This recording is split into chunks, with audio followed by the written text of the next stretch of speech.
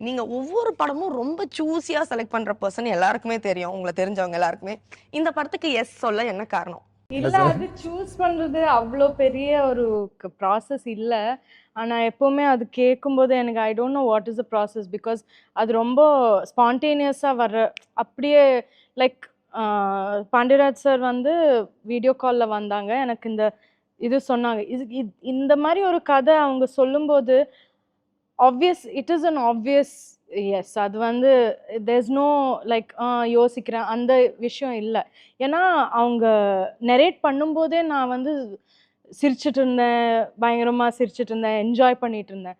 Obviously அப்ப எனக்கு தெரியும் அந்த படம் எப்படி டிரான்ஸ்லேட் ஆகும் இதுலன்னு.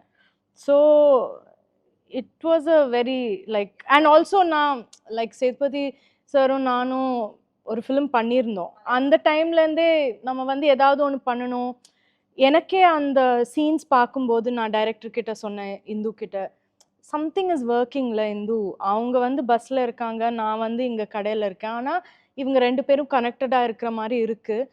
அந்த chemistry doesn't always happen. So we should do something, ஏதாவது பண்ணணும்னு அப்படி இருந்தது. ஸோ எல்லாமே சேர்ந்து வந்தபோது I felt yes this is the right ஃபிலிம்னு எனக்கு தோணுச்சு.